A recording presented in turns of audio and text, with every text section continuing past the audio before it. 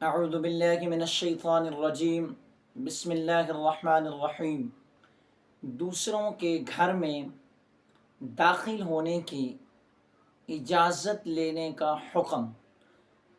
حضرت ابو ہریرہ رضی اللہ تعالی عنہ حضرت ابو موسیٰ اشعری رضی اللہ تعالی عنہ سے روایت کرتے ہیں کہ ایک مرتبہ حضرت ابو موسیٰ اشعری رضی اللہ تعالی عنہ حضرت عمر رضی اللہ تعالی عنہ کی خدمت میں حاضر ہوئے اور مکان کے باہر کھڑے ہو کر اجازت طلب کی، اور وہاں عبداللہ بن قیس حاضر تھے، لیکن حضرت ابو موسیٰ اشعری رضی اللہ تعالی عنہ نے اندر آنے کی آواز نہ سنی یا اندر بلانے کی آواز نہ سنی۔ چنانچہ حضرت ابو موسیٰ اشعری رضی اللہ تعالی عنہ نے دوبارہ اجازت لی اور السلام علیکم ورحمۃ اللہ وبرکاتہ کہا، اور ساتھ یہ بھی کہا کہ اشعری حاضر ہے۔ چنانچہ یہ الفاظ کہنے کے بعد حضرت ابو موسیٰ اشعری واپس جانے لگے۔ جب کچھ آگے نکلے تو حضرت عمر رضی اللہ تعالی عنہ نے جواب میں حاضرین سے کہا کہ ابو موسیٰ اشعری کو بلایا جائے، ان کو واپس بلاؤ۔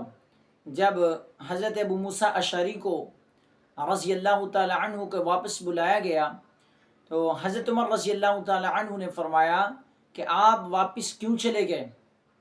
تو اس کے جواب میں حضرت ابو موسیٰ اشعری رضی اللہ تعالی عنہ فرمانے لگے کہ میں نے سرکار دو عالم صلی اللہ علیہ وسلم سے سن رکھا ہے کہ اگر کوئی نووارد شخص یعنی آنے والا کوئی شخص کسی کے گھر میں داخل ہونے کی اجازت طلب کرے اور اگر اس کو اجازت مل جائے تو بہتر ہے، نہ ملے تو واپس چلا جائے۔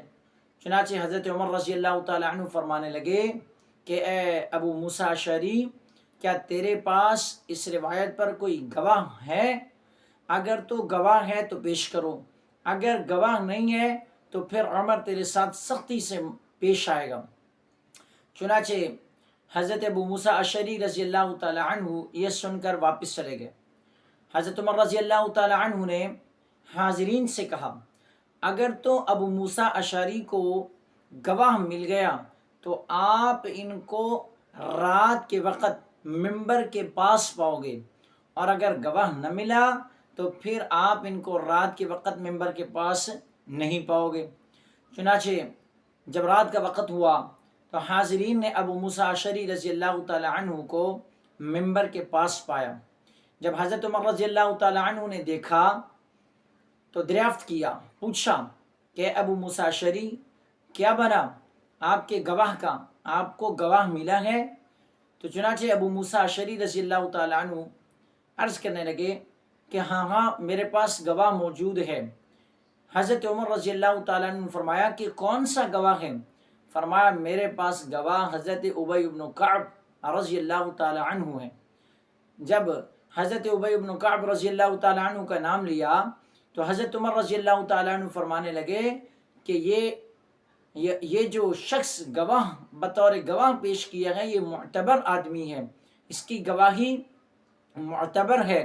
چنانچہ حضرت عمر رضی اللہ تعالیٰ عنہ ابی بن کعب رضی اللہ تعالیٰ عنہ کی طرف متوجہ ہوئے اور عرض کیا اور پوچھا، دریافت کیا کہ اے ابی بن کعب بتا کہ ابو موسیٰ اشعری جو کہتا ہے کیا یہ ٹھیک ہے؟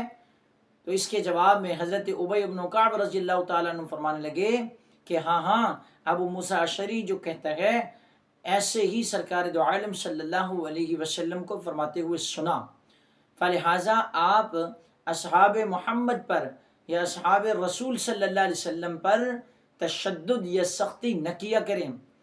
چنانچہ حضرت عمر رضی اللہ تعالیٰ عنہ نے فرمایا کہ میرا مقصد تو صرف تصدیق کرنا تھا، تحقیق کرنا تھا، نہ کہ سختی کرنا۔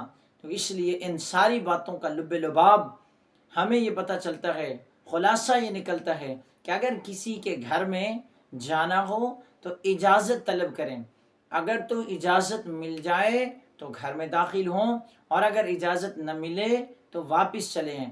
اللہ تعالیٰ سے دعا ہے اللہ مجھے آپ کو عمل کرنے کی توفیق عطا